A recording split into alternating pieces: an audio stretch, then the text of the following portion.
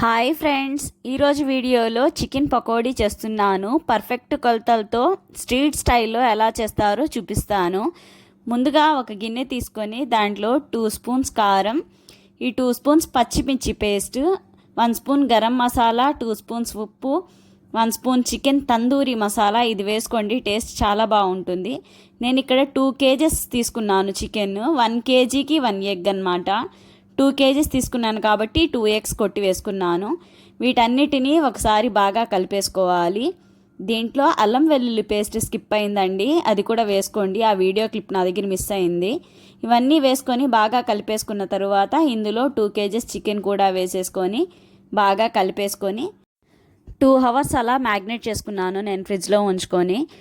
Chicken మ్యాగ్నేషన్ అనేది చాలా important అండి. 1 అవర్ అయినా సరే ఇలా కలుపుకున్న తర్వాత పక్కన ఉంచుకోవాలి. అప్పుడే చికెన్కి ఉప్పు కారం అనేది బాగా పడతాయి. చికెన్ మ్యాగ్నేట్ అయిన తర్వాత నేను దీంట్లో నిమ్మకాయ, అలాగే పెద్ద స్పూన్ 2 స్పూన్స్ ఆఫ్ కార్న్ఫ్లోర్ కూడా వేసేసుకొని బాగా మిక్స్ చేసుకుంటున్నాను. మీరు చికెన్ని ఎంత బాగా మ్యాగ్నేట్ చేసుకుంటే అంత టేస్టీగా చికెన్ పకోడా అయితే వస్తుందన్నమాట టేస్ట్. నేను ఇందులో కొంచెం ఫుడ్ కలర్ యాడ్ చేసుకుంటున్నాను, కలర్ కోసము. ఇష్టం లేని వాళ్ళు స్కిప్ చేసుకోవచ్చు. కలర్ వేసుకుంటే కలర్ఫుల్గా ఉంటుందని నేనైతే ఇక్కడ ఫుడ్ కలర్ కొంచెం యాడ్ చేసుకొని కలిపేసుకున్నాను. ఇప్పుడు చికెన్ని ఫ్రై చేసేసుకుందాము. ఒక ప్యాన్లో డీప్ ఫ్రైకి సరిపడినంత ఆయిల్ వేసుకొని ఆయిల్ బాగా హీట్ చేసుకోవాలి. ఆయిల్ బాగా హీట్ అయిన తర్వాత మంటని మీడియం ఫ్లేమ్లో అడ్జస్ట్ చేసుకొని ఇందులో కొద్ది కొద్దిగా చికెన్ పీసెస్ని విడివిడిగా వేస్తూ ఈవెన్గా క్రిస్పీగా అయ్యేంత వరకు బాగా ఫ్రై చేసుకొని ఆ తర్వాత పక్కకు తీసుకోవాలి. సో ఇలా మీడియం ఫ్లేమ్లో ఫ్రై చేసుకుంటేనే మీకు పైన క్రిస్పీగా వస్తాయి, లోపల టెండర్గా చికెన్ అనేది మంచిగా ఉడుకుతుంది.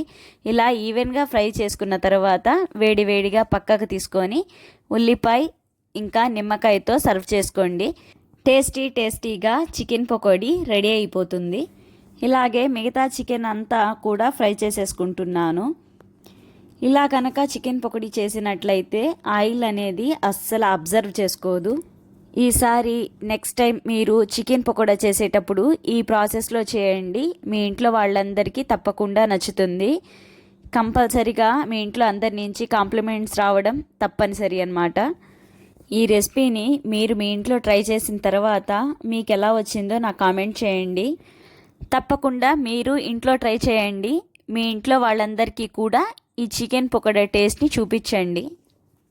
నేను ఇక్కడ చివరిగా పచ్చిమిరపకాయ అలాగే కరివేపాకు కూడా ఫ్రై చేసి తీసుకున్నాను. అంతే ఫ్రెండ్స్, కరకరలాడే టేస్టీ చికెన్ పకోడా అయితే రెడీ అయిపోయింది. మీరు కూడా క్రిస్పీగా ఇలా చికెన్ పకోడాని టేస్టీగా చేసి పెట్టండి. క్షణాల్లో ఈ ప్లేట్ ఖాళీ అయిపోతుంది. టేస్ట్ పర్ఫెక్ట్గా వస్తుంది. సో ఫ్రెండ్స్, ఈ చికెన్ పకోడా రెసిపీ మీకు నచ్చితే లైక్ చేసి మీ ఫ్రెండ్స్కి షేర్ చేయండి. అలాగే మన ఛానల్ని సబ్స్క్రైబ్ చేసుకోవడం, పక్కనే ఉన్న బెల్ ఐకాన్ని యాక్టివేట్ చేసుకోవడం మర్చిపోకండి. Thank you for watching.